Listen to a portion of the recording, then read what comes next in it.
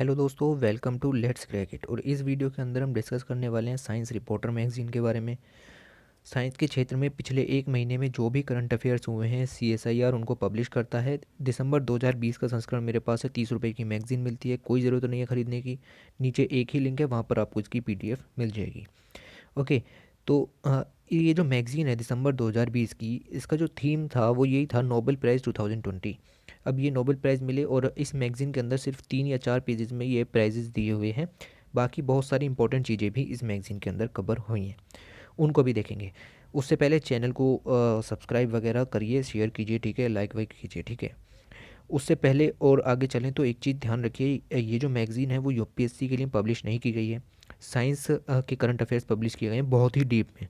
इतनी डीप में UPSC नहीं जाता, क्योंकि जनरल जो साइंस है वो आपके प्री में सिलेबस टॉपिक में आता है।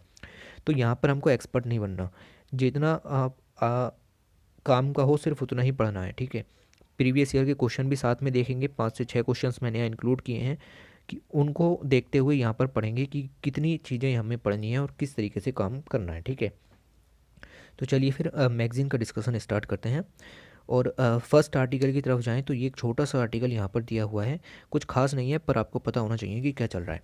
देखिए, कोविड-19 चल रहा है और साथ में एयर की जो प्रॉब्लम है, टॉक्सिक एयर, ये बहुत ज़्यादा दिक्कत कर रही है।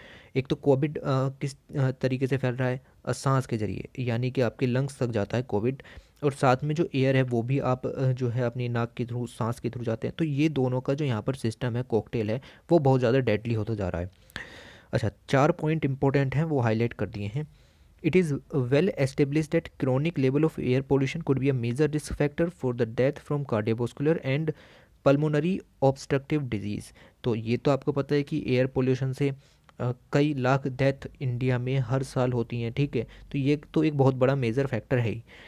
उसके बाद even very small decrease in PM2.5 pollution, 2 point जो पार्टिकुलेटेड मैटर होता है वो एक तो हो गया आपका, ये 2.5, एक होता है 10। तो 10 के जो कण होते हैं वो काफ़ी मोटे होते हैं, और 2.5 के जो है वो कम होते हैं। तो एल्डरली पीपल्स की जो मोर्टेलिटी है, यानी जो बुज़ुर्ग इंडिया में मर जाते हैं, उनको यहाँ कम किया जा सकता है, उनकी संख्या को कम किया जा सकता है अगर हम छोटा सा डिक्रीज़ कर दें PM2.5 के पोल्यूशन में, ठीक है। Alright, 15% of death worldwide from COVID-19 could be attributed to the long-term exposure of the air pollution. कहा जा रहा है कि दुनिया में जितनी भी डेथ हुई हैं, मान लो 100% डेथ हुई हैं, उनमें से 15% डेथ एयर एक्सपोजर के कारण हुई है, एयर पोल्यूशन में लॉन्ग टर्म एक्सपोजर के कारण हुई है, जिनका नाम कोविड-19 के ऊपर लगा दिया गया है, ठीक है। तो ये एयर पोल्यूशन बहुत बड़ा रिस्क फैक्टर यहाँ पर उभर रहा है, ठीक है। कोविड-19 आपको पता है कि बॉडी में एंटर करता है by the lungs, causing similar damage to the blood vessels. तो ये बात मैंने आपको पहले ही बताई कि कोविड-19 भी लंग्स के थ्रू, और long term exposure to air pollution वो भी आपका लंग्स को इफेक्ट करता है ना। तो एडवर्स इफेक्ट बोथ, यानी कि ये जो दोनों सिस्टम्स हैं आपके मिल करके एक एडवर्स इफेक्ट आपकी हेल्थ पर डालते हैं। इतनी बात इस आर्टिकल में समझाई गई थी, और ये सब आपको पता ही है, यहाँ से कोई क्वेश्चन नहीं निकलता। अब आते हैं नोबेल प्राइज़ की तरफ। 3 नोबेल प्राइज़ कवर किए गए हैं। फिजिक्स के अंदर कवर किया गया है, और फिजियोलॉजी के अंदर, या उसको मेडिसिन कहते हैं, और केमिस्ट्री के अंदर। इनके बारे में थोड़ा थोड़ा जानते हैं कि किस तरह के क्वेश्चंस UPSC ने पूछे हैं और क्या होता है। देखिए, ये चीज़ आपको UPSC नहीं पूछता कि इनके नाम बताइए, पर आपको पता होना चाहिए। Roger Penrose, Reinhard गेंजल and Andrea Ghez, ठीक है, इनके नाम आपको पता होने चाहिए।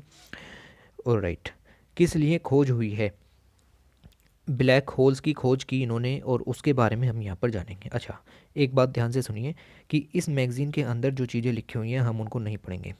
आपको क्या जानना है, आपको यही जानना है ना कि खोज किस क्षेत्र में हुई है, तो वो हम यहाँ कवर करेंगे विज़न IAS की मैगज़ीन से, ठीक है जी। इससे अच्छा तरीका कुछ नहीं हो सकता। ओके, मल्टीपल सोर्सेज से पढ़ने से अच्छा है कि एक चीज़ को इस तरीके से पढ़ लिया जाए। यहाँ से मैंने कुछ कट और पेस्ट करके यहाँ पर फ़ोटो लगाए हैं, विज़न IAS की मैगज़ीन से ये चीज़ें उठाई हैं। इस मैगज़ीन से हम इन चीज़ों को नहीं पढ़ेंगे। खोज देखिए किस चीज़ के बारे में हुई है। जो नोबेल प्राइज़ फिजिक्स का मिला है 2020 में, ये इन तीनों को मिला है, इनके नाम भी बताएं। Further the understanding of black hole, the most enigmatic object in the universe. तो ब्लैक होल को अंडरस्टैंड करने के लिए इन्हें यहाँ पर प्राइज़ मिला है, ठीक है। अच्छा, इस डिस्कवरी के बारे में अगर हम और जानें तो आपको पता है कि 1915, ठीक है, यहाँ पर आइंस्टीन ने अपनी थ्योरी पब्लिश की थी, जनरल थ्योरी ऑफ रिलेटिविटी। इस थ्योरी की प्रेडिक्शन से ये पता चला था कि जो आपका सोलार सिस्टम है, वहाँ पर ब्लैक होल के फॉर्मेशन के बारे में हमें पता चलता है कि जो गैलेक्सी है उसमें ब्लैक होल का फॉर्मेशन भी हो सकता है। ये जो थ्योरी है ये लीड करती है इसको। इस थ्योरी के बाद कई वैज्ञानिकों ने ब्लैक होल की फॉर्मेशन के लिए बहुत से प्रयास किए। इन जनवरी 1965 Roger Penrose prove that black holes really can form. तो रोजर पेनरोज ने यह भी सिद्ध कर दिया कि ब्लैक होल्स फॉर्म हो सकते हैं and describe them in detail. Black hole hide a singularity in which all the known laws of nature cease. तो इन्होंने ये भी बताया कि ब्लैक होल की एक सिंगुलैरिटी होती है। ब्लैक होल का जो पॉइंट होता है, जो सेंटर होता है, उसको सिंगुलैरिटी कहते हैं। उस सिंगुलैरिटी पर जो प्रकृति के नियम हैं वो लागू नहीं होते। ठीक है, ओके। यहाँ पर देखिए, पेनरोज ने यूज़ किया Angénieux mathematical method in his proof that black holes has a direct consequence of the Albert Einstein general theory of relativity, जो कि 1915 में पब्लिश हुई थी। उस थ्योरी के आधार पर ही इन्होंने यहाँ पर ये बात सिद्ध की। उसके बाद एक डिस्कवरी, एक तो हमने ये बताया कि आपको ब्लैक होल का फॉर्मेशन हो सकता है, एक डिस्कवरी ये भी हुई कि जो हमारी गैलेक्सी है, जैसे ये गैलेक्सी, हमारी गैलेक्सी का नाम क्या है, मिल्की वे। इसमें सोलार सिस्टम है वगैरह वगैरह, सूरज है, स्टार्स हैं, ठीक है। तो इस गैलेक्सी के केंद्र पर क्या है, इस गैलेक्सी के केंद्र पर एक ब्लैक होल है। ठीक है, इस बात की खोज हुई है कि इस गैलेक्सी के जो केंद्र है इस पर ब्लैक होल है। उस ब्लैक होल का नाम है सेजिटेरियस ए। ठीक है, इसके बारे में पता पहले ही चल चुका था, बट प्रूव अब हुआ है कि हाँ वाकई में ही ये हमारे सेंटर पर पड़ता है। Discovery of a super massive black hole Sagittarius A at the centre of our galaxy. ठीक है जी। For nearly 3 decades the team led by Genzel and Ghez observed some 30 stars. उन्होंने इन चीज़ों को ऑब्जर्व किया। Given its calculated mass of about 4 million star solar masses and its invisibility, there could only be a supermassive black hole they deducted. उन्होंने ये पाया कि जो हमारी जो मिल्की वे है, जो गैलेक्सी है, उसके सेंटर पर कुछ हैवी जो ऑब्जेक्ट है और इनविजिबल ऑब्जेक्ट है। ठीक है, इन दो तथ्यों के आधार पर ये पता लगाया गया कि हैवी ऑब्जेक्ट और इनविजिबल ऑब्जेक्ट सिर्फ हो सकता है आपका ब्लैक होल, और उन्होंने इसको नाम दिया कि सुपर मैसिव ब्लैक होल यहाँ पर एग्जिस्ट करता है। उसके बाद 2019 पे हमने एक सुपर मैसिव ब्लैक होल की तस्वीर भी ली इवेंट होरिजोन टेलीस्कोप से। ठीक है, it has captured just outside region of the black hole at the centre of a Galaxy named messier 87। तो ये दूसरी गैलेक्सी है, इसका हमने ब्लैक होल का जो है यहाँ पर एक इमेज ली थी इवेंट होरिजोन टेलीस्कोप से। राइट, सेजिटेरियस ए के बारे में जाने तो is the second black hole whose photographs has been captured by the event horizon telescope photograph। तो पहले हमने एक दूसरे ब्लैक होल को यहाँ पर फ़ोटो लिया था और उसके बाद हमने सेजिटेरियस ए का भी यहाँ पर फ़ोटो लिया। एक चीज़ और अभी आपको मैं बताऊँगा बेटे, बेसिकली आप यहाँ पर ये देखिए कि 3 डिवाइड कैटेगरीज में किया गया है according to the size of black hole. एक होते हैं टिनी ब्लैक होल्स, एक होते हैं स्टेलर ब्लैक होल्स, एक होते हैं सुपर मैसिव ब्लैक होल्स। इनकी डेफिनेशन यहाँ पर दी हुई है। राइट, ये देखिए, scientist think the smallest black holes are as same as just 1 atom. एक एटम के बराबर उसको सोचा जाता है। These black holes are very tiny but have the mass of the large mountain. एक माउंटेन के बराबर इनका मास हो सकता है। ठीक है, दूसरे होते हैं 20 times more than the mass of sun. Sun के मास से 20 गुना ज़्यादा होते हैं स्टेलर ब्लैक होल्स। फिर एक आते हैं सुपरमैसिव ब्लैक होल्स जो कि सन के साइज से भी काफ़ी ज़्यादा होते हैं। 1 मिलियन सन टुगेदर अगर हम मिला दें तब बनते हैं सुपरमैसिव, और इसी तरह का है सेजिटेरियस ए। ठीक है, ये बेसिक चीज़ आपको यहाँ पर समझनी थी।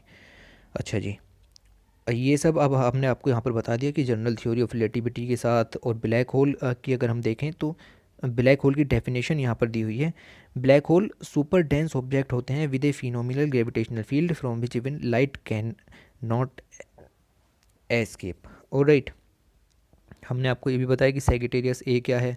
ठीक है, ये भी बताया कि मिल्की वे की जो सेंटर है उस पर सेजिटेरियस ए को यहाँ पर एक्सप्लोर किया गया। अच्छा, एक फ़ोटो आपको ये देखना है, ये हमने यहाँ खुद ही लगाया है, आया नहीं था। ठीक है, ये एक ब्लैक होल है। ठीक है, इसके जो सेंटर है वहाँ होगी सिंगुलैरिटी।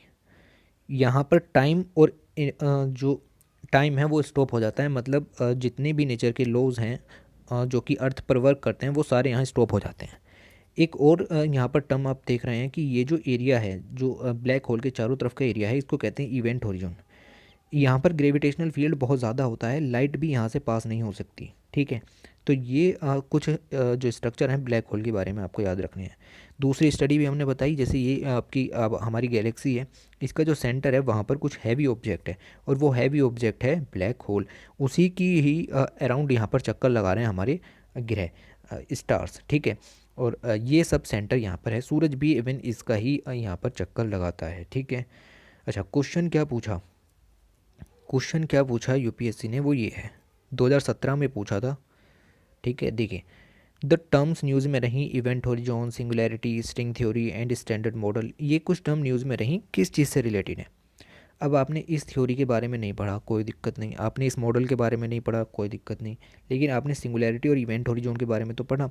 क्या है, यूनिवर्स को ऑब्जर्व करने के लिए कुछ हमने तकनीकें बनाई हैं, लूनर एक्लिप्स और सोलर एक्लिप्स की स्टडी के लिए बनाई हैं। क्या हम कुछ सैटेलाइट प्लेस कर रहे हैं अर्थ के ऑर्बिट में, या origin and evolution of living organism on the earth. तो लिविंग ऑर्गेनिज्म, अभी क्वेश्चन बहुत इजी हो गया, एक तो 2017 में पूछा गया, तो हमारा इवोल्यूशन भी काफ़ी ज़्यादा हुआ, तो ये आपका सही हो जाता है, observation and understanding of the universe. क्योंकि जो ब्लैक होल से रिलेटेड टर्म्स हैं, और ब्लैक होल एग्जिस्ट करता है in the universe, not in the lunar eclipse और the placing satellite etc। Alright, तो इतनी चीज़ आपको यहाँ से समझनी थी, ठीक। यहाँ पर मैंने ज्योग्राफी पॉइंट ऑफ व्यू से कुछ जो माउंटेन्स हैं उनको हाईलाइट किया है, जैसे ला सीला माउंटेन चिली के अंदर है, पैरानल माउंटेन आपका चिली के अंदर है, तो केक ऑब्जर्वेटरी आपकी मोना किया हवाई आइलैंड के ऊपर है, ठीक है। तो ये छोटी छोटी चीज़ें आपको लर्न करनी है। हमने आपको ये सब बता दिया है कि क्या होता है सेजिटेरियस ए, और ये हमारा एग्जिस्ट करता है मिल्की वे के बीच में, ठीक है। तो ये चीज़ें आपको यहाँ से क्लियर हो गई होंगी, आई होप, ठीक है। ओके, अब हम बात करते हैं फिजियोलॉजी और द मेडिसिन के बारे में, ठीक है। मेडिसिन के क्षेत्र में नोबेल प्राइज़ दिया गया। अच्छा, आप ये काम कीजिए, इसके बारे में मैं वीडियो ऑलरेडी बना चुका हूँ एक, ठीक है। जब ये प्राइज़ दिया गया था तभी वीडियो बनाई थी, और इसका लिंक डिस्क्रिप्शन में है, आप प्लीज़ उसको वहाँ से देखिए, बहुत ईजी लैंग्वेज में यहाँ पर मैंने उन चीज़ों को बताया है। ये क्वेश्चन भी मैंने सोल्व कराया वहाँ पर, ये देख सकते हैं आप, ठीक है। अच्छा, इस क्वेश्चन को हम यहाँ पर भी सोल्व करेंगे। बेसिक अंडरस्टैंडिंग इज सफिशिएंट, क्या हुआ कि 5 तरह के हेपेटाइटिस होते हैं, A B C D। ये जो ए है और ये जो हेपेटाइटिस ई है, ये दोनों जो आपके फैलते हैं, ये फैलते हैं फूड और द वाटर, अगर आपने कंटेमिनेटेड लिया है तो। कंटेमिनेटेड फूड एंड वाटर के थ्रू आपका फैलता है हेपेटाइटिस ए और हेपेटाइटिस ई। बाकी जो बचे B C D, ये फैलते हैं आपके ब्लड के द्वारा, ठीक है जी। ब्लड ट्रांसफ्यूज़न के द्वारा, एक शरीर से दूसरे शरीर में ब्लड गया हो उसके द्वारा ये यहाँ पर फैलते हैं, ठीक है। अच्छा, आपका जो हेपेटाइटिस ए है, इसकी वैक्सीन हमारे पास काफ़ी सालों से थी। हेपेटाइटिस बी की जो वैक्सीन है हमने 1960s में बना ली थी। हेपेटाइटिस सी का स्ट्रक्चर पता नहीं चल रहा था, इसकी वैक्सीन नहीं बन पाई, ठीक है। इतना अगर आपको पता है तो आप इस क्वेश्चन को सॉल्व कर सकते हैं। देखिए, आपसे पूछा है कि कौन सा कथन सही नहीं है। अच्छा, बाकी कथन तो ठीक हैं, देखते रहिए। अब मैं आपको सही आंसर बताता हूँ। Hepatitis B unlike hepatitis C does not have a vaccine, ये कथन उल्टा लिखा हुआ है। हेपेटाइटिस बी की वैक्सीन तो हमारे पास है, हेपेटाइटिस सी की नहीं है। और ये जो कह रहा है यहाँ पर, ये कह रहा है कि हेपेटाइटिस बी की नहीं है, हेपेटाइटिस सी की है, तो ये कथन गलत है। हेपेटाइटिस बी की वैक्सीन 1960s में बन चुकी थी, हेपेटाइटिस सी की वैक्सीन अभी तक नहीं बनी है, और अब बन जाएगी क्योंकि इनको मिला है Nobel prize in the field of medicine, ठीक है। तो ये अगर आप इस वीडियो को देख लेते हैं तो आपको इसमें कुछ भी दिक्कत नहीं आएगी, ऑलराइट। इसके अलावा आपको ये सब चीज़ें नहीं पढ़नी। देखिए, डेथ भी काफ़ी ज़्यादा होती है, मैंने उसमें डेथ भी काउंट कराई है, और ये आपके लिए काफ़ी ज़्यादा टिपिकल यहाँ पर हो जाएगा पढ़ना। सिंपल लैंग्वेज में मैंने वहाँ पर आपको ये सब चीज़ें समझाई हैं, ऑलराइट। बात करते हैं केमिस्ट्री की। केमिस्ट्री के लिए नोबेल प्राइज़ मिला है, किसको मिला है? मिस इमैनुअल को एंड मिस जेनिफर को। इन दोनों को यहाँ पर नोबेल प्राइज़ दिया गया केमिस्ट्री के लिए। अच्छा, यूपीएससी ने क्वेश्चन भी पूछा, अभी सोल्व करेंगे, पहले थोड़ा जान तो लें इसके बारे में, ठीक। मेथड का नाम है CRISPR-Cas9, ठीक है। इस मेथड के लिए इनको मिला है जीनोम एडिटिंग के क्षेत्र में। ये मेथड आप पिछले 2 या 3 सालों से पढ़ रहे होंगे रेगुलरली। जीन एडिटिंग के बारे में भी हमने आपको बताया होगा। हर किसी की जो बॉडी स्ट्रक्चर है वो अलग होते हैं, उनकी स्किन का कलर है, वेट है, इंटेलिजेंस है, हाइट है, ये सब अलग होता है। और एक प्रॉपर्टी होती है इनहेरिटेंस की, ठीक है। जब देखिए, पेरेंट्स से बच्चे में जाता है जीन्स, जीन का जब यहाँ पर इनहेरिटेंस होता है तो हो सकता है कि उन जीनों में कुछ चेंज आ जाएं, उस जीन्स जो हैं उनमें कुछ चेंजेस आ जाएं।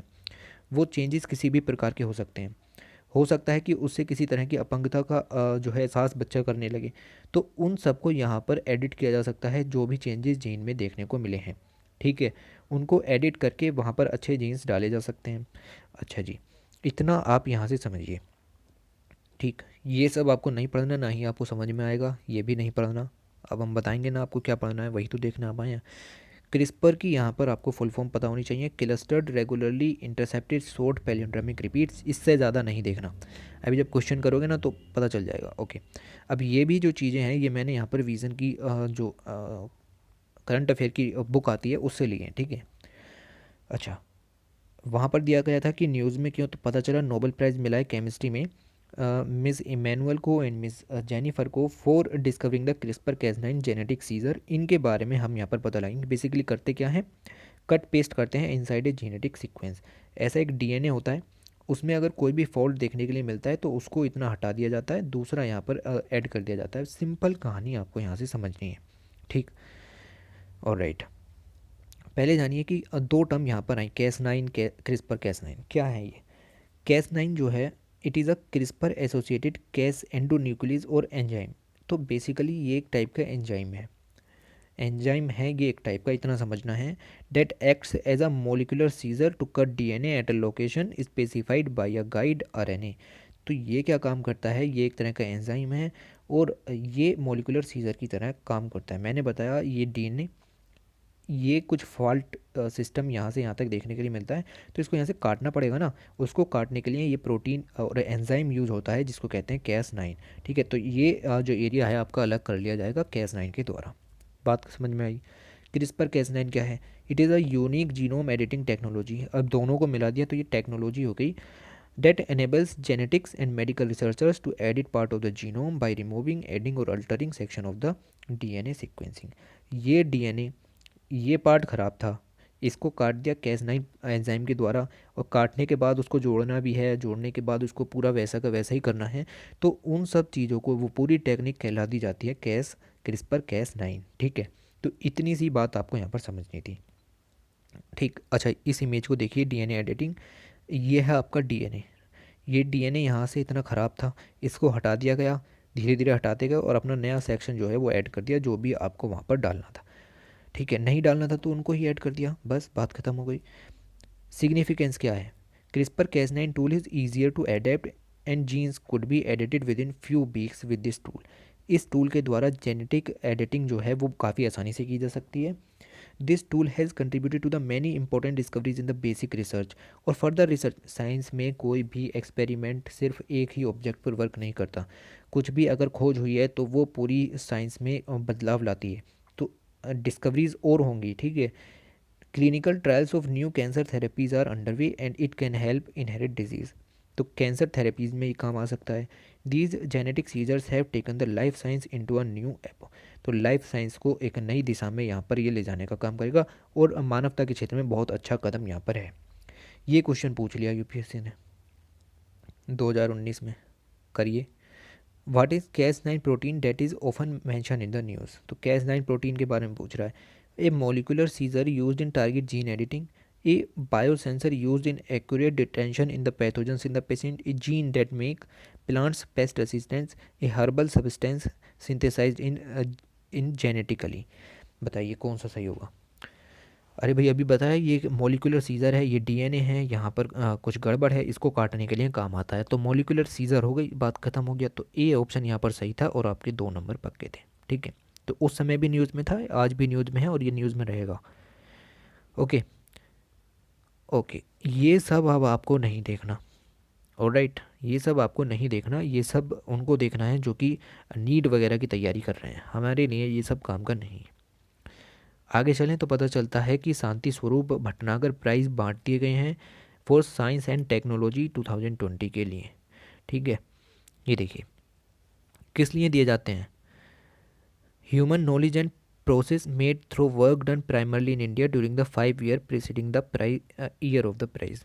The Shanti Swarup Bhatnagar prize is awarded each year on the basis of important and outstanding contribution, आपने कुछ आउटस्टैंडिंग कंट्रीब्यूशन किया हो in the human knowledge field, in the progress, आपने कुछ ऐसा वर्क किया हो इंडिया के अंदर पिछले 5 सालों में जिसके लिए आपको वो प्राइज़ दिया जाएगा। ठीक है, प्राइस के अंदर एक सिटेशन दिया जाता है, कैश भी दिया जाता है 5 लाख रुपीज़ का, और एक प्लेक भी दिया जाता है। ये सब चीज़ें काम की नहीं होती बेसिकली, ये इतने फील्ड्स में यहाँ पर दिया जाता है Shanti Swarup Bhatnagar prize. Biological science, chemical science, earth atmosphere, ocean planetary science, mathematical science, medical science, physical science and engineering science, इतने एरिया में यहाँ पर दिया जाता है ये। ठीक है, अब इन्होंने अगले 10-15 पेजों में क्या किया है, इन्होंने इन प्राइज़ों के बारे में बताया कि किस किस को मिला है ये प्राइज़। देखो जी, हमारा काम है देखना कि किस फील्ड में मिला है, आखिर तकनीक भी तो पता चले कि कौन सी तकनीक न्यूज़ में चल रही है। ठीक है, क्या पता उसी में से क्वेश्चन पूछ लिया जाए। बेसिक, बहुत ही बेसिक चीज़ें यहाँ पर देखेंगे। पहली जो खोज हुई है, हम किसी प्रोफेसर का नाम यहाँ पर डिस्कस नहीं करेंगे, ठीक है, वो सब आप पढ़ सकते हैं छोटे एग्जाम्स के लिए।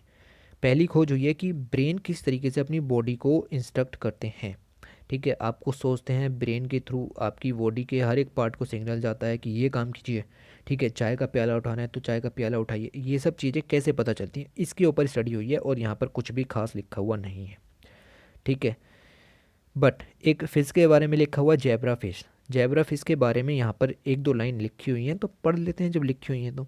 The fish is a very useful in varying research because the eggs and the larvas hatchling are transparent and the internal organs including the brain can be seen from outside. तो ये जो fish है आपकी zebra fish, इसको बाहर से ही देखा जा सकता है, पूरा ट्रांसपेरेंट होती है, इसका जो बॉडी स्ट्रक्चर है वो बाहर से ही देखा जा सकता है बिना चीरा फाड़ी करे। ठीक है, इतनी चीज़ें आपको यहाँ पर ध्यान में रखनी है और इससे आगे तकनीकों में भी सहायता मिलेगी। कुछ ब्रेन रिलेटेड जो डिजीज़ हैं उनको भी जानने में यहाँ पर सहायता मिलेगी। बस इतना यहाँ से जानना है।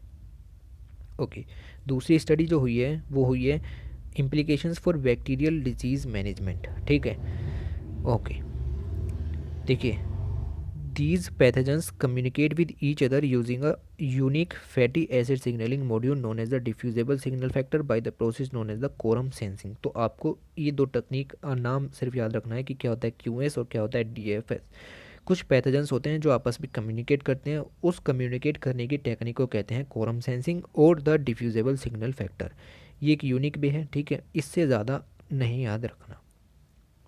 ठीक है, इसी चीज़ को इन्होंने यहाँ पर स्टडी किया और कोरम सेंसिंग जो कि किस तरीके से जो पैथोजेंस है वो आपस में बात करते हैं, उन चीज़ों को यहाँ पर डिस्कस किया गया। उनका सोशल बिहेवियर जानने के लिए यहाँ पर इन चीज़ों को डिस्कस किया गया।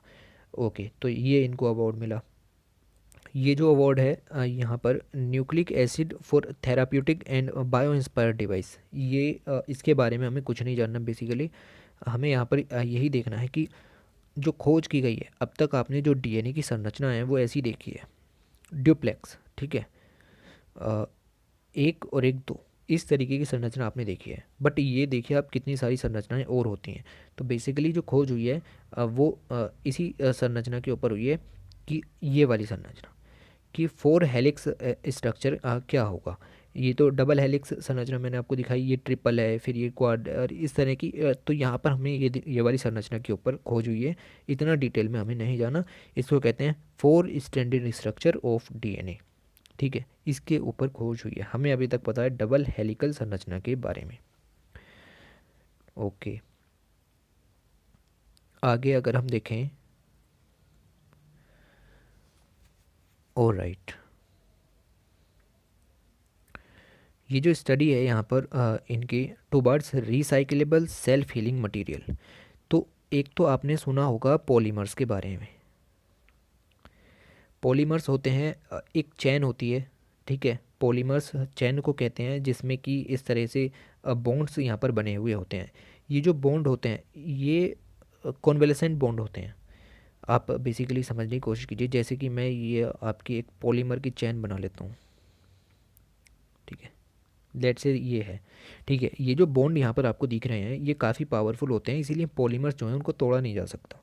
बट एक नई तरह के मॉलिक्यूल्स आए हैं, सुप्रा मोलिकुलर मॉलिक्यूल्स। ये जो बॉन्ड हैं उनमें काफ़ी ज़्यादा ढीले बॉन्ड होते हैं, ठीक है, इतने ज़्यादा हार्ड बॉन्ड नहीं होते, इसीलिए इनको यहाँ पर तोड़ा जा सकता है। और जब तोड़ा जा सकता है तो उनसे सामान बनेगा, उसको यहाँ पर रीयूज़ भी किया जा सकता है। रीयूज़ करने का मतलब है उनको रिवर्स किया जा सकता है। Adapted dynamic and self healing properties उसके अंदर आ जाएंगी, क्योंकि क्लासिकल जो पॉलीमर्स हैं जिनमें बॉन्ड ज़्यादा हार्ड बने हुए होते हैं, कॉन्वेलेसेंट बॉन्ड होते हैं, उनसे अपोजिट यहाँ पर बॉन्ड जो हैं वो नॉन कॉन्वेलेसेंट बॉन्ड हैं और उनको आराम से तोड़ा जा सकता है, इसीलिए रिसाइकिल किया जा सकता है। ये छोटी सी स्टडी आपको यहाँ पर जाननी है। ग्राउंड वाटर की एनालिसिस हुई कि भाई अलार्मिंग सिनेरियोज देखने को मिल रहे हैं। तो ग्राउंड वाटर के बारे में ये चीज़ आपको पता ही है कि ग्राउंड वाटर जो है is regarded as the largest freshwater reservoir of this planet, and at present India is specifically going through its worst groundwater crisis in history। आपको पता है कि पंजाब और हरियाणा नीचे से खोखले हैं, ठीक है, वहाँ पर ग्राउंड वाटर ख़त्म है, बिल्कुल ख़त्म है। जब भी तो इरिगेशन प्रैक्टिसेस यहाँ पर चलती रहती हैं, चावल उगाते रहते हैं, तो ग्राउंड वाटर खाली है, पानी की प्रॉब्लम है, इसीलिए चल रहा है सतलज यमुना लिंक प्रोजेक्ट वगैरह वगैरह और प्रोजेक्ट्स, ठीक है। क्या दिक्कतें हैं ग्राउंड वाटर में? आर्सेनिक का पोल्यूशन है, फ्लोराइड का पोल्यूशन है, sanitation borne and emerging contaminated pollutants वहाँ पर रेगुलरली देखने के लिए मिलते हैं। ओके, जो स्टडी इन्होंने की है उस स्टडी का फ़ायदा क्या होगा? इन्होंने ग्राउंड वाटर पे रिसर्च किया, उसका कुछ फ़ायदा होगा? हाँ जी, उसका फ़ायदा ये होगा कि जो पॉलिसी मेकर्स हैं, जो पॉलिसी मेकर्स हैं या एडमिनिस्ट्रेटर्स हैं, जो वो पॉलिसी बनाते हैं, तो उस पॉलिसी में इनके कुछ मेजर्स को इंक्लूड किया जाएगा। अब इन्होंने ये पता किया है कि यहाँ पर ये करोगे तो सही रहेगा, तो पॉलिसी में अगर उस चीज़ को डालेंगे तो फ़ायदे हैं ना। तो यहाँ पर safe drinking water resources in arsenic affected area of India and other countries with similar pollution, तो उनको यहाँ पर हेल्प मिलेगी। सेम चीज़ लिखी हुई है गवर्नमेंट ऑफ इंडिया का, जैसे मनरेगा मिशन है, तो उसमें भी यहाँ पर ये जो स्टडी है वो सहायता करेगी। यूनाइटेड नेशंस के सस्टेनेबल डेवलपमेंट गोल जो कि नंबर में 17 हैं और 2030 तक पूरे करने हैं, उनको यहाँ पर पूरा करने में मदद मिलेगी। स्वच्छ भारत मिशन को भी और ज़्यादा बूस्ट करने में मदद मिलेगी। आगे अगली स्टडी जो हुई वो हुई understanding evolution of the plant terpenoids. कुछ नहीं जानना इसके बारे में, बस आपको पता होना चाहिए टर्पेनोइड्स होते क्या हैं। ये फ़ोटो हमने खुद लगाया है। Terpenoids are the largest group of plant specialised metabolites. These naturally occurring chemical compounds are highly diverse in chemical structure. Although there have been excellent studies in terpenoids, almost have been focused on the compounds bold solely of isoprene unit। देखिए, ये आपको समझ में आया तो ठीक, नहीं समझ में आया तो ठीक, हमारी भी समझ में नहीं आया क्योंकि हम बायोलॉजी के जो टीचर हैं वो नहीं हैं, ठीक है, ना ही हमें इस पर रिसर्च करनी है। ये जो इन्होंने स्टडी की है ये हमारी समझ से परे है, आपको ये सब नहीं पढ़ना। Okay, synthesize carbon nanotubes. Carbon nanotubes के बारे में आपको पता होगा, एक परत आती है सिंगल लेयर जिसको कहते हैं ग्रेफीन, उस परत को मोड़ करके एक ट्यूब बना ली जाती है, उस ट्यूब के मल्टीपल यूजेस यहाँ पर होते हैं, ठीक है। ऑलराइट, लार्ज स्केल सिंथेसाइज किया गया है कार्बन नैनोट्यूब्स का by fluidised bed and floating catalysed chemical vapour deposition technique. इन टेक्निक्स के बारे में नहीं पढ़ना, बट कार्बन नैनोट्यूब्स के बारे में आपको पता होना चाहिए। ग्रेफाइन की बनी हुई परत, उसको मोड़ करके एक ट्यूब बना दी और उस ट्यूब के अंदर अपना टारगेटेड मटेरियल रख दिया, उसको कहते हैं कार्बन नैनो ट्यूब, ठीक है। उसके जो यूज़ है वो काफ़ी इंपॉर्टेंट है। तो ये जो आपके महाशय हैं जिन्होंने इसका आविष्कार किया, इनको सिंथेसाइज किया, इन्होंने इन ट्यूब्स का यूज़ करके, कार्बन नैनो ट्यूब्स का यूज़ करके भाभा कवच बनाए। भाभा कवच क्या है? Most economical bullet proof jacket है ये इन इंडिया। तो आपकी बुलेट प्रूफ जैकेट बनाने में इन्होंने कार्बन नैनो ट्यूब्स का यूज़ किया, ठीक है।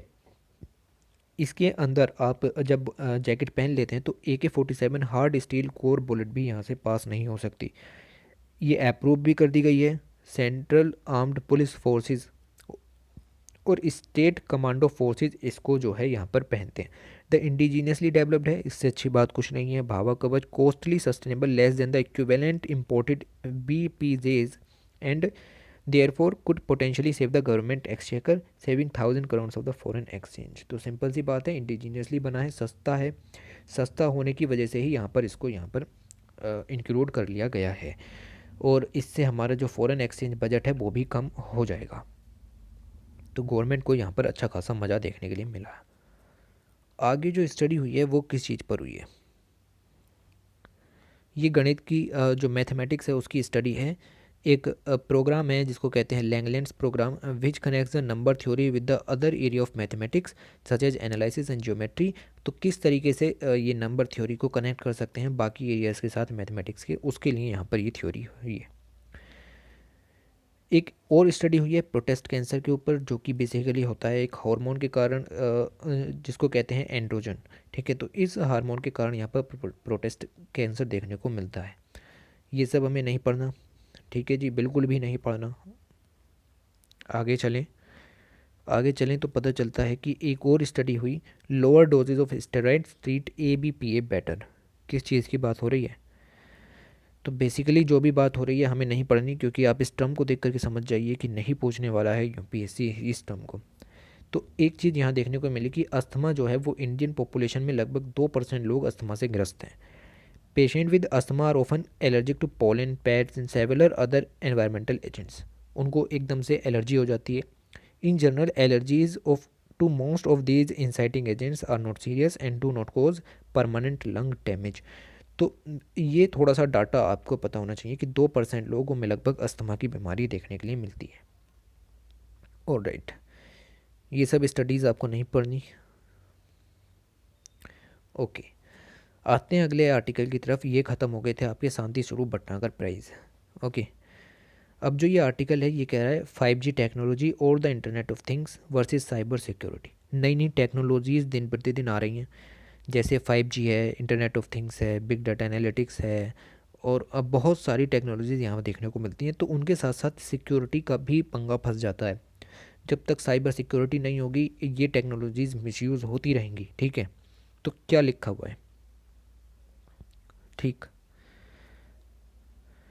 देखिए, हैकर्स भी अपनी जो है बहुत ही तेज़ी से वर्क करते हैं। Hackers trying to break into the computer every 39 second.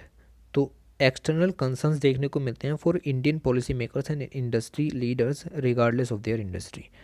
तो कंसर्न ये है कि आप नई नई टेक्नोलॉजीज़ एडोप्ट कर रहे हो, बट हैकिंग का खतरा जो है वो काफ़ी ज़्यादा है। तो जो पॉलिसी मेकर्स हैं, ये गवर्नमेंट लीडर्स हैं, उनको इसके ऊपर कुछ नियम जो है वो बनाने पड़ेंगे सिक्योरिटी के लिए। ठीक है, अब इस वाले आर्टिकल के अंदर भी सिर्फ वही चीज़ें पढ़ेंगे जो कि बहुत ही ज़्यादा काम की हैं। ओके, ये देखिए 5G टेक्नोलॉजी के बारे में कुछ लाइनें लिखी हुई हैं। तो पता चलता है कि 5G tech is important because it will make the IoT a reality. Internet of things होता क्या है? ठीक है, बेसिकली ये बताना काफ़ी ज़्यादा ज़रूरी है। इंटरनेट ऑफ थिंग्स ऐसी चीज़ें होती हैं जो कि एकदम सेंस कर लेती हैं कि हाँ, घर में कोई है तो एसी चलानी है, नहीं है तो एसी बंद कर देनी है। कभी कभी आप एसी भूल जाते हो बंद करना, जैसे घर के बाहर जाते हो लॉक करके, तो एसी अपने आप बंद हो जाएगी। That is internet of things. तो कुछ हार्ड एंड फास्ट टेक्नोलॉजी ये नहीं है। इसके ऊपर भी क्वेश्चन पूछा जा चुका है या UPSC के अंदर 2019 में ही शायद। ठीक है, और 5G टेक इसमें सपोर्ट करेगी। The interconnected network of a internet enabled device already exist, however it's potential is limited by the slow speed of 4G। अभी तक 4G है, वायरलेस सिस्टम हो गया, ऑब्वियस सी बात है। तो 4G सिस्टम स्लो है, उसके लिए 5G सिस्टम लाना पड़ेगा। The ultra fast 5G network will allow these devices to transfer exponentially more information. और यहाँ पर जो डाउनलोड स्पीड है वो भी देखने को मिलेगी 10 GB पर सेकेंड की। तो ये बेसिक इन्फॉर्मेशन आपके लिए सफिशिएंट है। एक टर्म इंपॉर्टेंट हो जाती है, cyber एस्पानेज। It involves the utilization of cracking techniques and malicious software to conduct surveillance on a target user to gain access to the personal information on the existing system. Malicious software या फिर कोई cracking technique के through आप दूसरे के computer में या system में घुस जाएं, उसको कहते हैं साइबर एस्पायोनेज। ओके, ठीक है जी, ये चीज़ें यहाँ पर समझ में आई। दूसरी एक टर्म यहाँ पर आती है इंस्टिक्चुअल force attack. It simply means making attempts to guess users password with the help of automated software. Password पता करने का जो तरीका आप अपनाते हो उसको कहते हैं इंस्टिंक्चुअल फोर्स अटैक। ठीक है, तो ये टर्म भी आपको थोड़ी सी याद रखनी है। ओके, ऑलराइट, उसके बाद अगर हम देखें, yes that is the thing. ये देखिए यहाँ पर लिखा हुआ है इंटरनेशनल डाटा प्राइवेसी रेगुलेशंस। तो ऐसा नहीं है कि इंडिया में ही ज़रूरत है सिर्फ प्राइवेसी रेगुलेशन की, पूरी दुनिया में ज़रूरत है। और इसके लिए यूरोपियन यूनियन ने एक बिल भी अडॉप्ट कर लिया है, एक रेगुलेशन भी लाई है जिसको कहा जाता है जनरल डाटा प्रोटेक्शन रेगुलेशन, जो कि पास हुआ 2016 के अंदर। ठीक है जी। अगर आप इतनी छोटी छोटी चीज़ों को यहाँ से पढ़ते रहेंगे तो यूपीएससी में आया हुआ ये 2019 का क्वेश्चन भी आप सोल्व कर सकते हैं। ठीक है। यहाँ पर लिखा हुआ है कि अभी अभी एक data protection and privacy for its citizen जो है रेगुलेशन पास हुआ, general data protection regulation in April 2016, जो कि 2018 से लागू हो चुका है। आपको बताना है कि किस कंट्री ने किया था। अभी तो पढ़ा कि जनरल डाटा प्रोटेक्शन रेगुलेशन 2016 का बिल यूरोपियन यूनियन लाया है। बात खत्म, 2 नंबर पक्के। ठीक है जी। तो ये ऐसी छोटी चीज़ें भी काम में करती हैं। बाकी यहाँ से कुछ भी इम्पोर्टेंट आपके लिए नहीं है। ठीक है जी। ओके। ऑलराइट। तो ये इस तरह के देखिए, आप खुद ही देखिए कितना छोटे क्वेश्चंस यहाँ पर पूछे जा रहे हैं। सिर्फ उस आर्टिकल की तरफ अगर आप निगाह मार करके ये वाली टर्म भी देख लेते तो भी आप इसका आंसर लगा करके आ सकते थे। आगे चलें तो पता चलता है कि एक इनिशिएटिव लॉन्च हुआ है जिसको कहते हैं wash initiative, pandemic and work place assessment of safety and hygiene. Basically इसकी जो फुल फॉर्म है यहाँ से शुरू होती है, work place assessment of safety and hygiene. एक हमारे पास काउंसिल होती है, काउंसिल को कहते हैं quality council of India.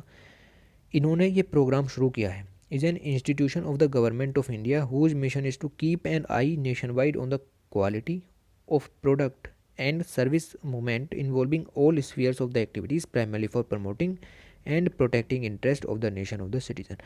Basic काम क्या है, क्वालिटी देखती है प्रोडक्ट्स की और द सर्विसेज जो भी प्रोवाइड की जाती हैं उनके ऊपर ये निगाह रखती है। और इसी ने ये प्रोग्राम शुरू किया है, wash program. Wash stand is applicable to any place. अब क्वालिटी कंट्रोल ऑफ इंडिया ने ये गाइडलाइंस जारी की कि हर एक प्लेस पर असेसमेंट की जाएगी कि वहाँ पर सैनिटेशन और हाइजीन से रिलेटेड क्या क्या सुविधाएं हैं। ठीक है। जैसे मैन्युफैक्चरिंग कोई जगह है, सेक्टर है, वहाँ पर यूज़ किया जाएगा।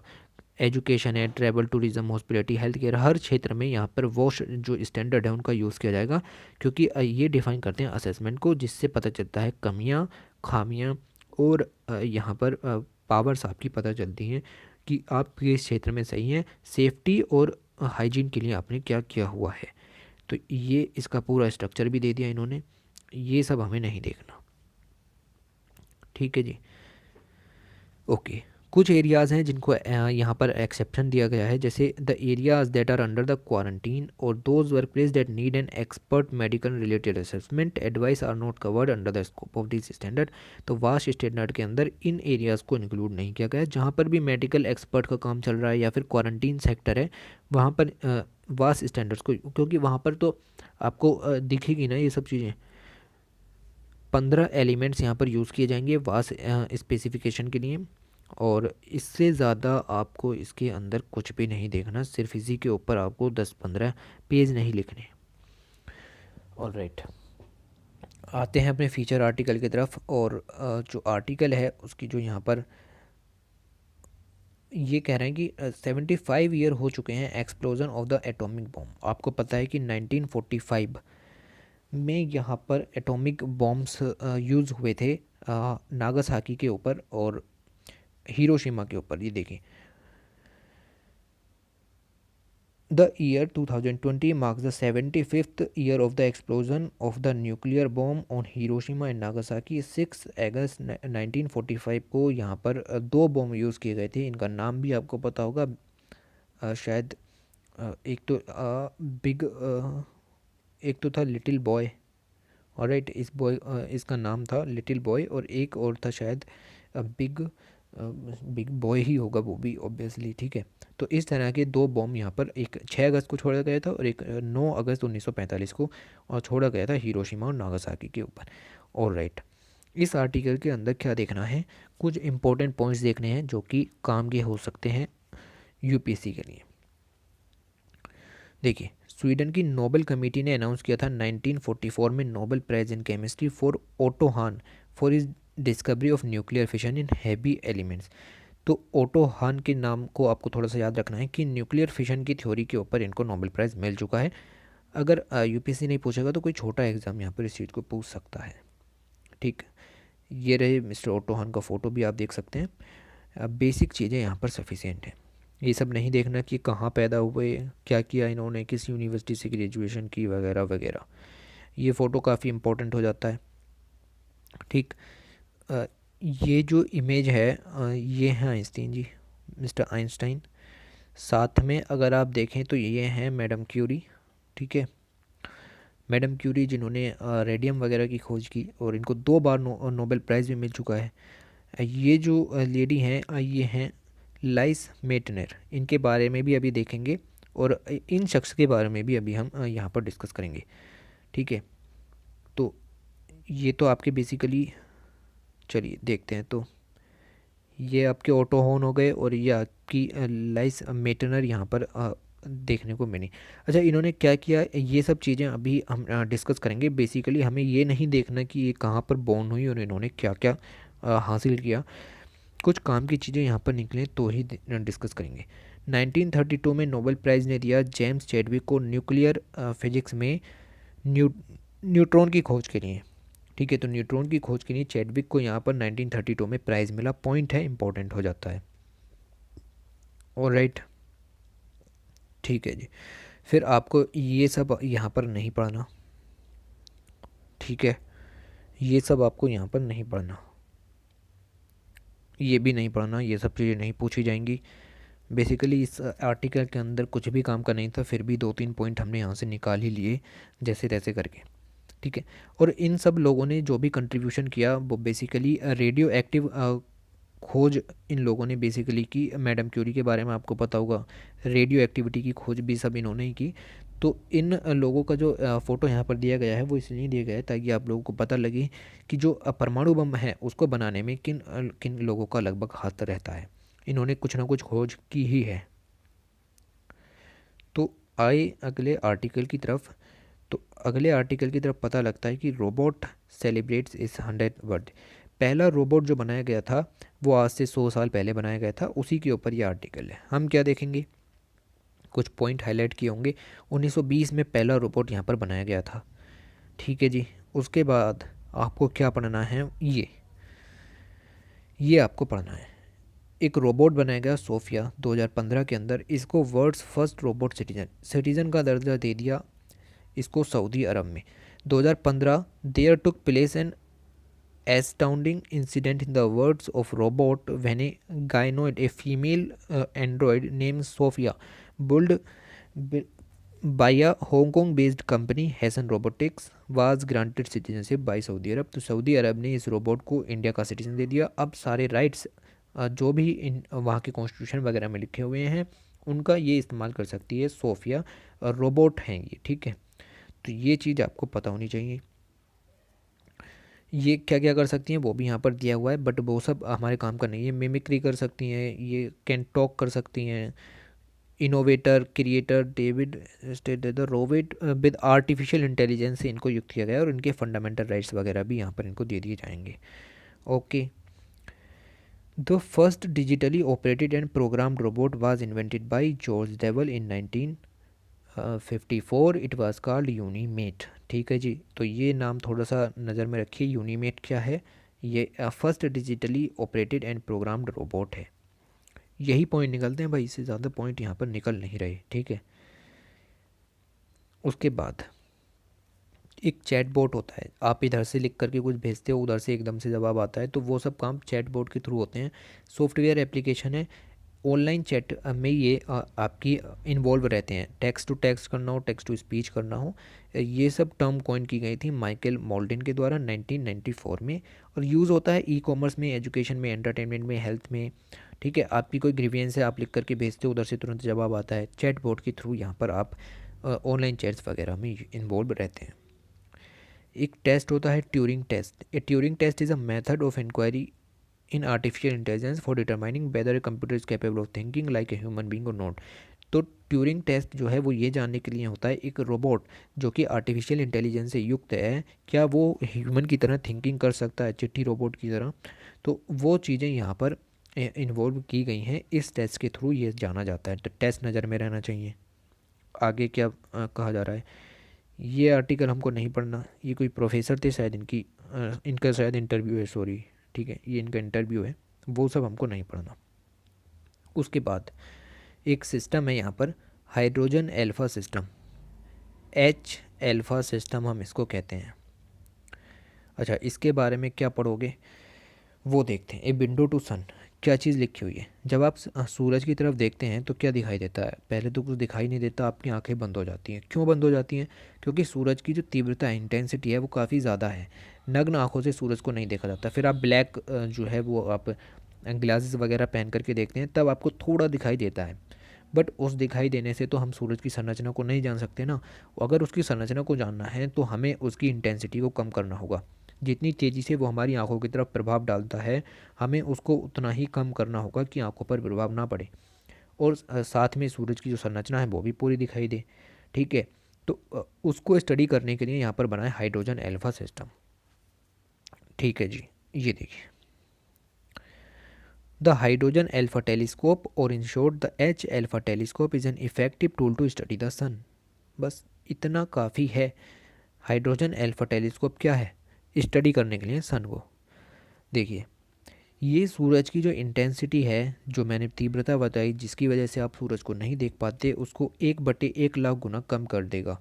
1 लाख गुना कम कर देगा उसकी इंटेंसिटी को। तो इसका मतलब ये है कि सूरज को आप फिर देख सकते हो। ठीक है, अभी जो उपकरण है जो बनाया गया है वो भी देखेंगे।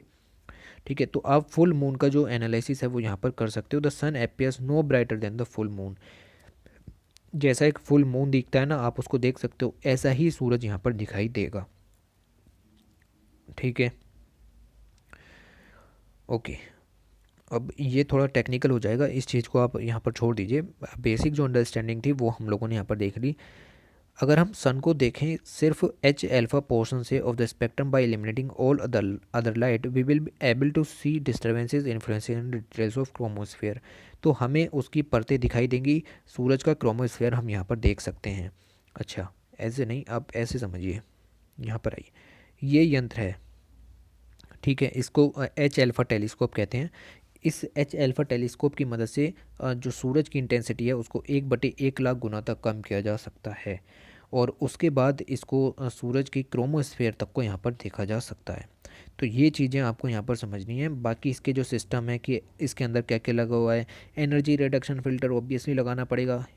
ठीक है, फैब्री पैरट इटैलन ब्लॉकिंग फिल्टर, या बाकी सब इसमें नहीं देखना, बेसिक अंडरस्टैंडिंग आपको यहाँ पर देखनी थी। Okay, solar feature through H alpha, आप यहाँ से ये चीज़ें देख सकते हैं। Prominence, solar filaments, sun spots देख सकते हैं आप, सूरज के पर जो काले धब्बे होते हैं उनको देख सकते हैं। सोलार फ्लेयर्स देख सकते हैं जो कि वहाँ से निकलते हैं, और सोलार ग्रैनुलेशन को भी आप यहाँ पर देख सकते हैं। ओके, सोलार ग्रैनुलेशन होता क्या है? तो grainy features visible on the surface of earth, thermal currents in the thermal columns cause the formation of granulars. ठीक है, ओके। तो ये यंत्र है, ये बनाया गया है, इसको कहते हैं एच एल्फा टेलीस्कोप। इसकी मदद से सूरज की इंटेंसिटी को 1/1 लाख गुना कम किया जा सकता है। ओके, इसकी मदद से हमें यहाँ पर क्रोमोस्फेयर और सूरज की संरचना के बारे में पता लगेगा। हम यहाँ से काफ़ी कुछ देख सकते हैं, जैसे सन स्पॉट देख सकते हैं, सोलर ग्रैनुलेशन देख सकते हैं, ETC ETC। बस पूरा आर्टिकल पूरा हो गया, इससे ज़्यादा क्या ही जानना है। ओके, ये एक बुक लिखी गई है, तो उस बुक के बारे में यहाँ पर 2 पेज भर दिए। ये एक और बुक लिखी गई है, उसके बारे में भी 2 पेज यहाँ पर भर दिए। ठीक, अब आ जाते हैं अपने अगले आर्टिकल की तरफ, शॉर्ट फीचर्ड आर्टिकल। और इसके अंदर जो लिखा हुआ है वो ये है कि गाइडलाइंस जारी की हैं नैनो बेस्ड एग्रीकल्चर इनपुट्स और फूड प्रोडक्ट्स इन इंडिया। तो बेसिक जो एग्रीकल्चर यहाँ पर आप इंडिया के अंदर ग्रो करते हैं, वहाँ पर हम यूज़ कर सकते हैं नैनो बेस्ड टेक्नोलॉजी का, नैनो टेक्नोलॉजी का। नैनो टेक्नोलॉजी के थ्रू आप जो पौधे हैं जिनको आप उगाते हैं, उनको एक अच्छा जो इनपुट्स हैं वो प्रोवाइड कर सकते हैं। कुछ जो इनपुट्स हैं वो ऐसे होते हैं जो पौधों के हर हिस्से तक नहीं पहुंच पाते, नैनो टेक्नोलॉजी के थ्रू उन सबको यहाँ पर लाया जा सकता है। ठीक है, ऑलराइट। ये देखिए, इंडिया के अंदर एग्रीकल्चर अकाउंट करता है 46% of land use in India, with more than 54% of the work force, जो कि अभी भी एग्रीकल्चर में। तो अभी भी 50% से ज़्यादा जो एग्रीकल्चर कर रहे हैं लोग वो एग्रीकल्चर सेक्टर में इन्वॉल्व हैं। और यहाँ पर एनवायरनमेंट का एक्सप्लोजन भी ज़्यादा देखने को मिलता है, दिन प्रतिदिन लैंड प्रोडक्टिविटी भी डिक्लाइन हो रही है, सोइल इरोजन देखने को मिलता है, वाटर डेफिसिट, बायोडाइवर्सिटी को भी हार्म देखने को मिलता है। अच्छा, तो फिर करें क्या? नैनो पार्टिकल्स का यूज़ किया जाएगा। जैसा मैंने बताया आपको, जैसे आप यूरिया को इम्प्लांट करना चाहते हैं तो यूरिया के साथ आप नैनो पार्टिकल्स को इन्वॉल्व कर दीजिए और वो उन हिस्सों तक भी पहुंचेंगे जिन हिस्सों तक आपका साधारण यूरिया नहीं पहुंच पाएगा। बेसिकली ये कहने का मतलब है आपका इस गाइडलाइन के थ्रू, ठीक है। तो अब नैनो पार्टिकल्स को इंडिया में कर दिया गया है legal. India, among the top 3 countries in nanotechnology, is ready to forge ahead at the global level by having first guideline for evolution of nano-based agriculture input and food product in India, intended not only to ensure quality, safety, and efficacy of these products, but also to ease product development in nano agri and food sector.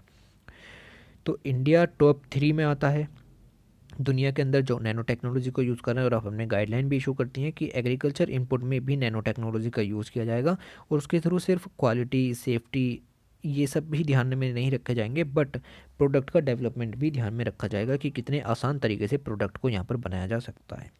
ठीक है जी। तो ये आपको यहाँ पर याद रखना है।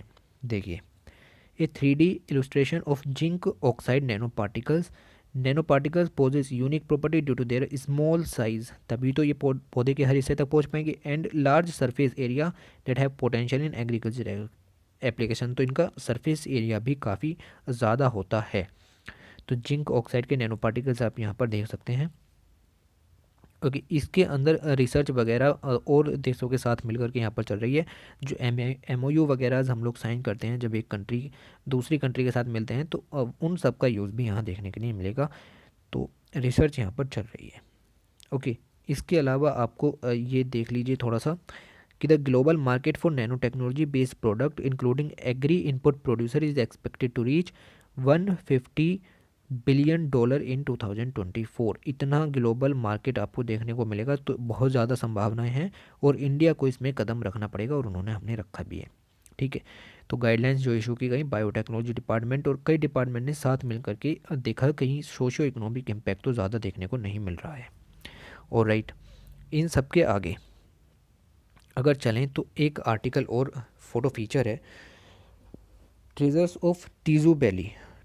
तीजू वैली के बारे में यहाँ पर बताया गया। कहाँ पड़ती है वैली? नागालैंड के अंदर पड़ती है। Tale of community conservation in Telangana. Community conservation काफ़ी ज़्यादा इंपॉर्टेंट हो जाता है एनवायरनमेंट को डिग्रेडेशन को बचाने के लिए।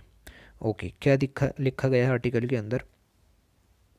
तो अब बेसिक चीज़ें जो हैं वो देखते हैं आर्टिकल के अंदर क्या दी गई हैं। नागालैंड को पॉपुलरली जाना जाता है द लैंड ऑफ फेस्टिवल। बहुत फेस्टिवल्स नागालैंड के अंदर मनाए जाते हैं। ठीक है, इनडोमिनेबल बॉन्ड विद द नेचर यहाँ पर देखा जाता है। जैसे नागालैंड के कुछ फेस्टिवल जो भी हैं, या तो वो किसी बर्ड से रिलेटेड होंगे, ठीक है, या फिर वो किसी एग्रीकल्चर जो फील्ड है उससे रिलेटेड होंगे, या बरसात के आने पर वो लोग एक अलग तरह का प्रोग्राम रखते हैं। ठीक है, फसल अच्छी हो जाने पर अलग तरह का प्रोग्राम रखते हैं। ठीक, तो हॉर्नबिल फेस्टिवल मनाते हैं वो लोग, बताइए। ठीक है, तो हॉर्नबिल फेस्टिवल किस लिए मनाया जाता है? वहाँ पर एक वर्ड है हॉर्नबिल, ग्रेटर हॉर्नबिल, ठीक है, तो उसके लिए मनाया जाता है। तो ये सब नेचर से लिंक इनके फेस्टिवल्स होते हैं और इसीलिए इसको कहते हैं लैंड ऑफ फेस्टिवल्स। ओके, देखिए, which has been on a constant decline. अब जो इसका जोग्राफिकल एरिया है वो फॉरेस्ट कवर जो है नागालैंड के अंदर, वो दिन प्रतिदिन गिरता जा रहा है। Indian state of forest report 2019 ने भी इस चीज़ को देखा कि जो फॉरेस्ट कवर है नागालैंड के अंदर वो डिग्रेड हो रहा है। उसको बचाने के लिए कम्युनिटीज़ खुद सामने आई हैं और उन्होंने यहाँ पर इसको सुधारने के लिए वर्क किया। क्या क्या चीज़ हम यहाँ पर देख सकते हैं? तो आप ये देखिए कि एक स्पेशल स्टेटस भी दिया गया है नागालैंड को, स्पेशल कॉन्स्टिट्यूशनल प्रिविलेज भी है आर्टिकल 371A के अंदर। Under this provision the land ownership is either village और क्लैन और individual based. Consequently the government can not unilaterally notified an area as a biosphere reserve. तो यहाँ पर जो सेंट्रल गवर्नमेंट है उसकी नहीं चलेगी। आपको पहले जो नागालैंड की परमानेंट गवर्नमेंट है, जो कि आपको आपने स्पेशल स्टेटस दिया है, उससे परमिशन यहाँ पर लेनी पड़ेगी। ठीक है जी, ओके, ऑलराइट। ये चीज़ें नहीं देखनी ऑब्वियसली, ठीक है। आपके पास पहले से ही काफ़ी ज़्यादा स्पीसीज़ होंगी पढ़ने के लिए, उन्हीं के स्टेटस वगैरह याद कीजिए, इनको देखने की ज़रूरत यहाँ पर नहीं है। ऑलराइट, ओके, इस आर्टिकल के अंदर आपको और कुछ नहीं देखना, ठीक है जी। चलिए आगे चलते हैं। साइंस फिक्सन, यहाँ पर एक स्टोरी दी गई है, आई आर्टिफिशियल इंटेलिजेंस, पियास चटर्जी द्वारा। कोई काम की स्टोरी नहीं है, ठीक है। आर्टिफिशियल इंटेलिजेंस के बारे में आपको पहले से ही पता होना चाहिए और यहाँ पर कुछ खास नहीं लिखा गया है, ठीक है। यहाँ पर कुछ छोटी स्टोरीज़ दी गई हैं कि क्या क्या डेवलपमेंट और छोटी छोटी हुई, जैसे आर्टिफिशियल इंटेलिजेंस और internet of thing based diagnostic device बनाई गई हैं for chronic obstructive pulmonary disease developed by IIT Kharagpur. तो एक लाइन का करंट अफेयर ये छोटे एग्जामों में पूछा जाता है। क्या बनाया गया है? आर्टिफिशियल इंटेलिजेंस और internet of thing based diagnostic device बनाई गई है, ठीक है। आगे, इंडिजीनियस डिवाइस बनाई गई हैं जो हेल्प करती हैं prevent blood clotting deep vein. तो आपकी जो नसें होती हैं उनमें ब्लड की क्लोटिंग ना हो, उसको डिटेक्ट करने के लिए, उसको प्रिवेंट करने के लिए डिवाइसेस बनाई गई हैं, ठीक। तो क्या कहा जा रहा है इनको? डीप वेन थ्रोम्बोसिस, ओके, इतना आपको याद रखना है। फिर आपको इस टेक्नोलॉजी के बारे में पहले ही बता दिया है, इसकी टेस्टिंग भी हो रही है, मलेरिया टेस्टिंग ऑन फ्लाइज हम लोग कर रहे हैं। उसके बाद आईआईटी खड़गपुर ने रोल आउट किया है the telemedicine technology for home care. Basically क्या होगा, घर से बैठे बैठे आप अपने डॉक्टर से सलाह ले सकते हैं, उसको कहते हैं टेलीमेडिसिन। और होम केयर के लिए जो बुज़ुर्ग वगैरह हैं उनको यहाँ पर ये चीज़ें प्रोवाइड की जाएंगी।